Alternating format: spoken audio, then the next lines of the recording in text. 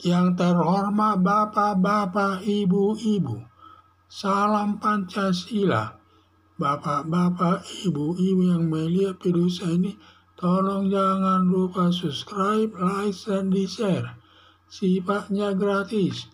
Pada hari Jumat tanggal 1 September tahun 2023, saya akan mengomentari Presiden Joko Widodo mengesahkan peraturan pemerintah pengganti undang-undang tentang perampasan aset. Sekitar 5 tahun yang lalu, Presiden Joko Widodo telah minta kepada DPR untuk mengesahkan undang-undang perampasan aset.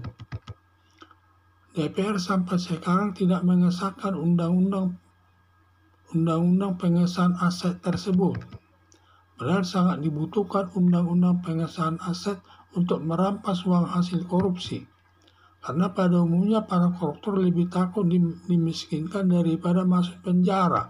Karena kalau dimiskinkan untuk menjalani kehidupan sehari-hari sulit dipenuhi, mengalami penderitaan dari sudut fisik, terutama makan saja sampai kekurangan gizi, dan anak-anak sulit disekolahkan akibat uang yang dikorupsi sudah dirampas semua untuk negara.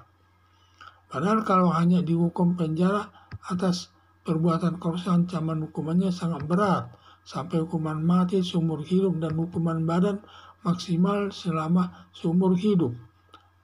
Hukuman badan selama 20 tahun, tetapi kurang ditakuti para koruptor.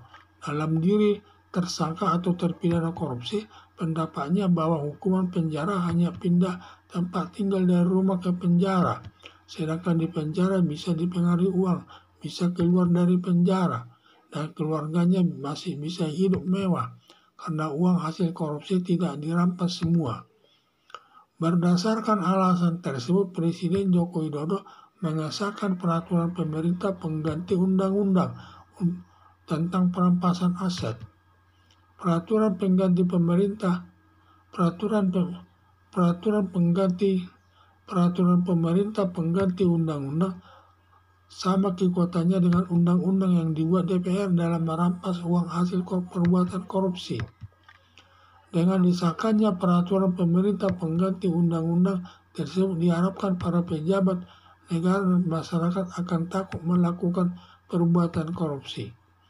Harapan saya, semoga para penegak hukum jangan ragu-ragu menerapkan peraturan pemerintah pengganti undang-undang karena tingkatannya sama dengan undang-undang yang dibuat DPR bersama pemerintah.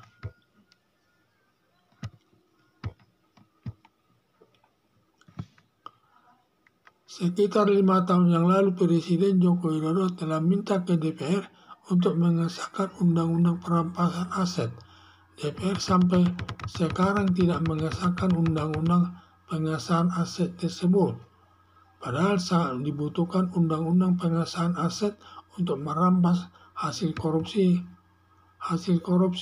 Karena pada umumnya para koruptor lebih takut dimiskinkan daripada masuk penjara. Karena kalau dimiskinkan untuk menjalani kehidupan sehari-hari sulit dipenuhi, mengalami penderitaan dari sudut fisik, terutama makan saja sampai kekurangan gizi, dan anak sulit disekolahkan akibat uang yang dikorupsi sudah dirampas semua untuk negara. Padahal kalau hanya dihukum masuk penjara atas perbuatan korupsi, ancaman hukumannya sangat berat, sampai hukuman mati seumur hidup dan hukuman badan maksimal 20 tahun. Tetapi kurang ditakuti para koruptor.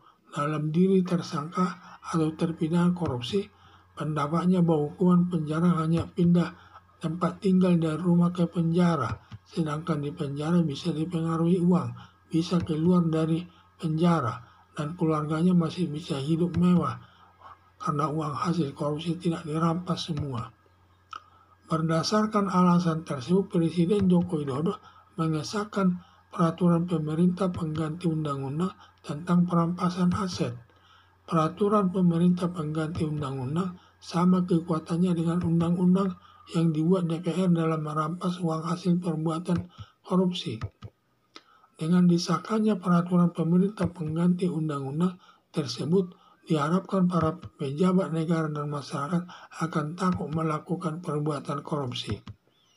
Harapan saya, para penegak hukum jangan ragu-ragu menerapkan peraturan pemerintah pengganti undang-undang karena tingkatannya sama dengan undang-undang yang dibuat DPR bersama pemerintah. Sekian dan terima kasih.